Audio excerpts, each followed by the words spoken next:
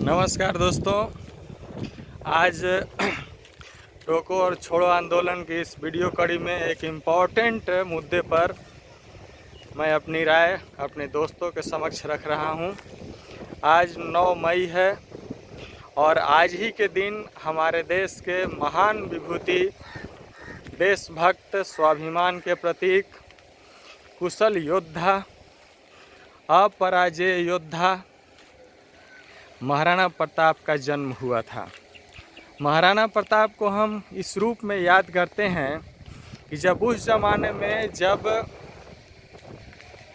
मुग़ल सल्तनत अपनी सत्ता अस्थायी रूप से कायम कर चुकी थी भारत में, और जो भारतीय शासक थे वे एक एक कर उनका जो अधीनता है वे स्वीकार करते जा रहे थे। हालांकि बावजूद उनकी जो जागीरदारी है, उनका जो मनसबदारी है वो बरकरार था, परंतु वो अपनी श्रेष्ठ सत्ता जो है, केंद्रीय सत्ता के जो अनुपालन करने के लिए बाध्य थे उनके नियम और कायदों का।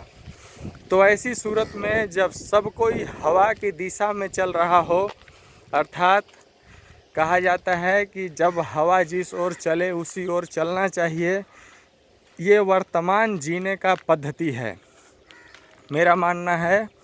और आप सबों से भी मैं एक आग्रह करता हूं कि इस विषय पर गौर से समझिए कि उस दौर में कोई भी इंसान ऐसा नहीं होगा जो ये कहता होगा कि महाराणा प्रताप सही कर रहे हैं, इतने बड़े शासक से दुश्मनी मोल ले रहे हैं, टकरा रहे हैं, इसका परिणाम बहुत ही नुकसानदेह है, घातक है।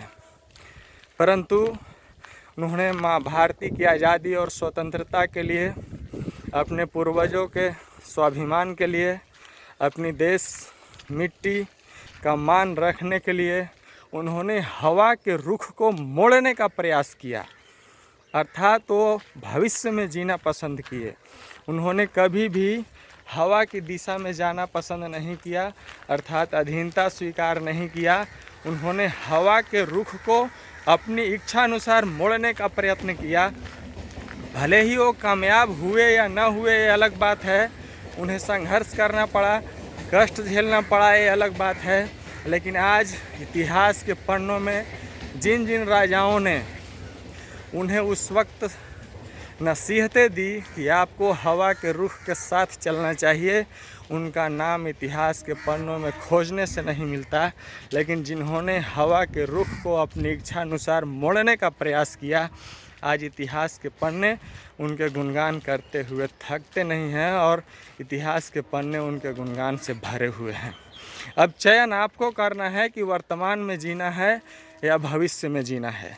प्रकृति हमें चंद वर्षों का जीवन देती है, 50 साल, 60 साल, 80 साल, 900 साल, परंतु ये जीवन दिया गया है प्रकृति के द्वारा, हम इसे बढ़ा घटा नहीं सकते।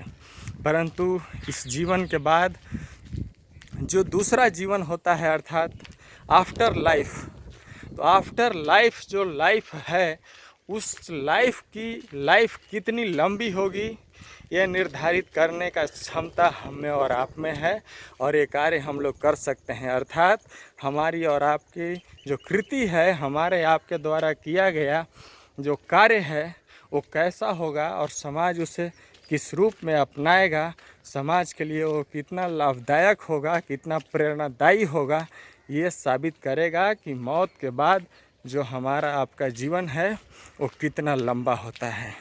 मैं मानता हूँ कि वैसे इंसान जिन्होंने सदियों पहले, हजारों वर्ष पहले, कई 100 साल पहले, 50 साल पहले मर गए, इस दुनिया से विदा हो गए, परंतु उनकी जो निशानियां हैं आज उन्हें पढ़ते गाते हुए हम लोग गर्व महसूस करते हैं। यही जीवन है दोस्तों, प्लीज़ फॉलो इट। कभी भी तत्काल लाभ के लिए अपने सिद्धांत में परिवर्तन नहीं करें।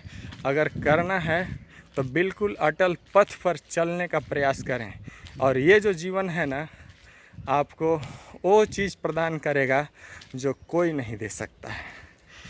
सोचिए कि महाराणा प्रताप ने क्या किया और उनका जीवन कैसे प्रेरणादायी बना, वे इतने आदरणीय कैसे बने कि कई देश वियतनाम जैसा छोटा देश आज उनका नाम लेकर युद्ध लड़ा, अमेरिका जैसे सशक्त देश को छक्का छुड़ा दिया।